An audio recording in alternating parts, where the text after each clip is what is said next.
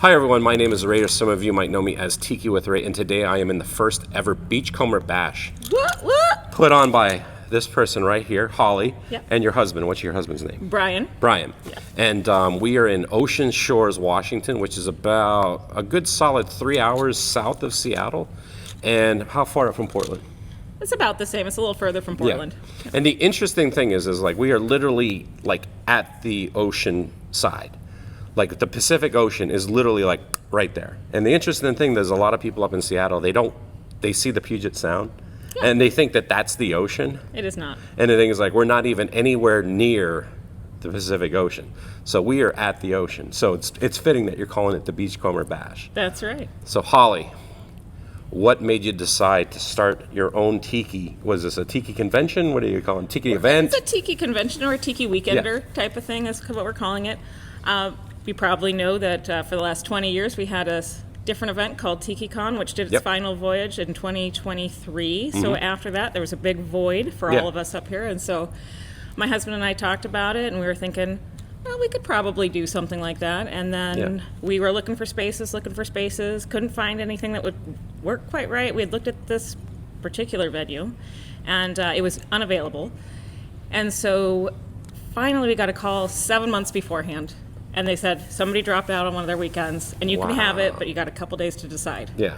And so we're like, looked at it, and we're like, okay, we're doing it. We're all in. So 7 months later, here we are, September 6th or 8th, 2024, Beachcomber Bash, first one. Yeah, I mean, just like you said, we had TikiCon. Yeah. And it literally left a vacuum in the Pacific Northwest. And what I really loved about it is like we had people coming up from other places, other parts of the country to come here.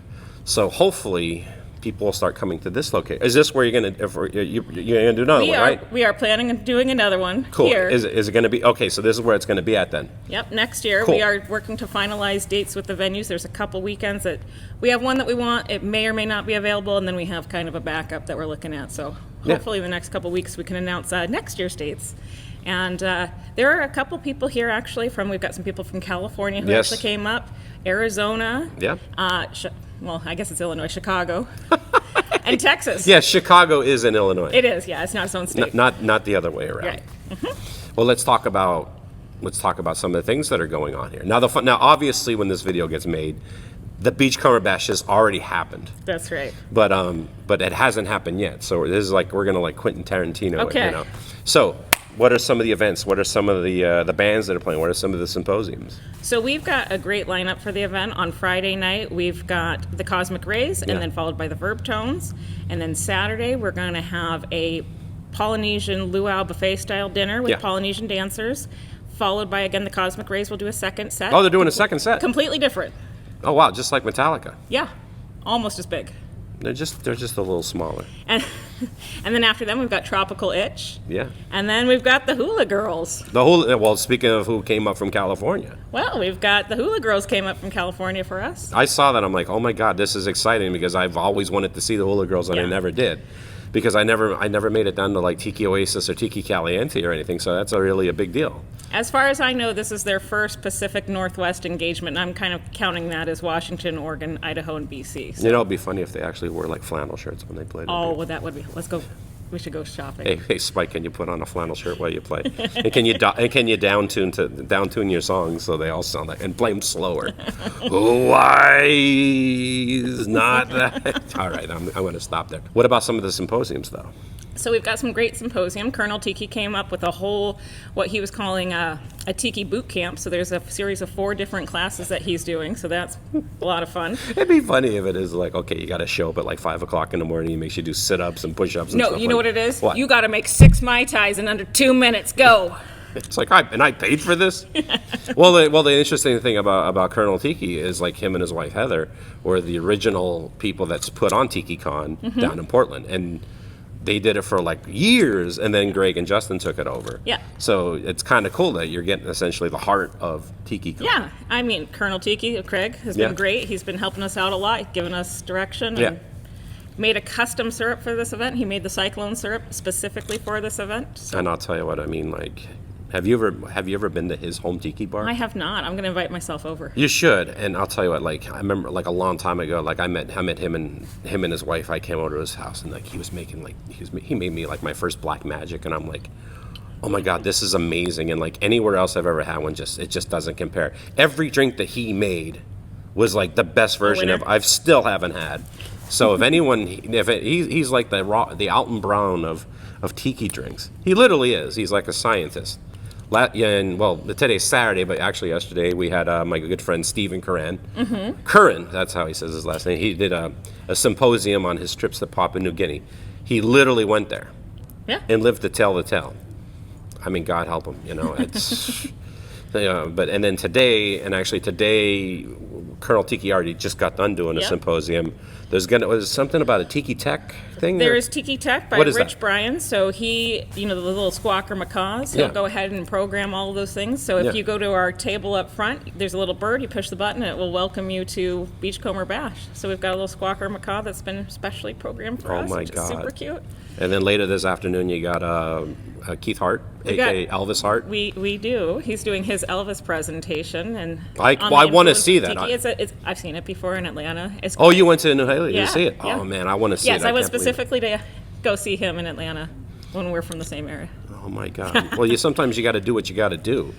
Yeah, and then I think you have Kim Cook teaching you how to make noodles. So Kim Cook is showing pool noodle tikis. Yeah, little light up pool noodle tikis. She says it's not her original idea, but basically she's helping people make dollar store noodles into cute little tiki carvings that then you spray paint and you put a flashlight in, and they look pretty cool. Oh, maybe I just buy one from her. I don't feel like making one. Can you just do? And then Sunday, there's stuff going on too. Yeah, you didn't finish. Oh, we're not even done Saturday. Well, what else? Because Saturday we had CJ Cook this morning did a presentation on Tyree the Velvet. Oh, really? Velvet artist, and tomorrow he's going to do another one on Lee Teague. And he's written 3 books about it, so he's got those for sale. I've seen those autographs. books. He's here. Yeah. Oh my God. Came up from San Diego.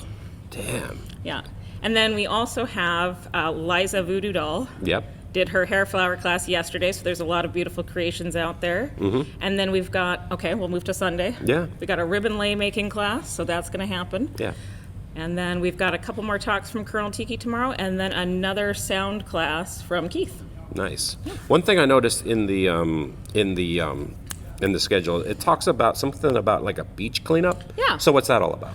So we're at the beach. We're at Beachcomber Bash. We're right there next to the Pacific Ocean, like you said. Yeah. And so one of the things, obviously, there's lots of trash out there because it washes up on shore. So as one of our fun activities, maybe not so fun, but encouraging people to go walk along the beach, and we've got buckets and trash bags and gloves so that you can go pick up garbage along the beach. And for every 15 minutes you do, you get a raffle ticket. Fabulous prizes. That's awesome. So you're actually, not only are you're here, but you're actually doing something to help the community of Ocean Shores.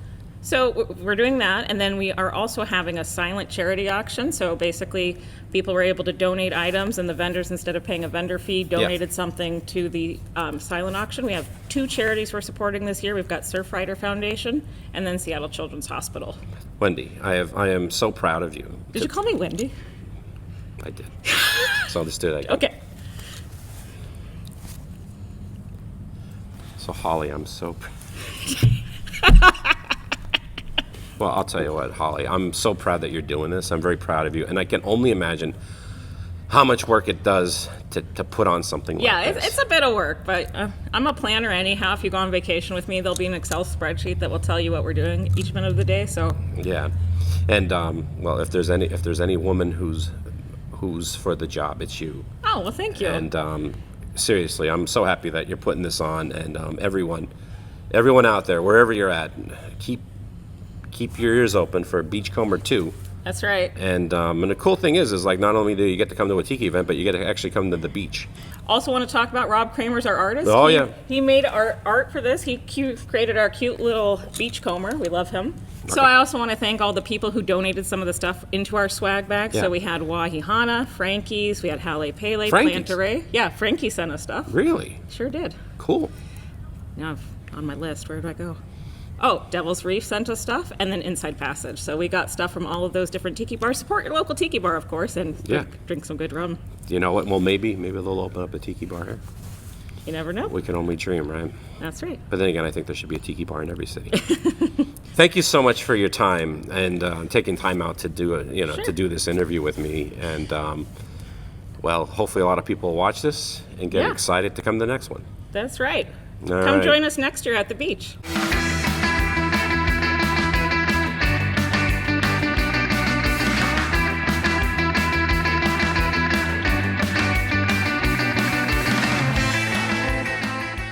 Want to support the Tiki with Ray show and look cool doing it at the same time? Then head over to tikiwithray.com and buy yourself a Tiki with Ray shirt. They're only $20. Tony Canepa did the design and they're screen printed in America.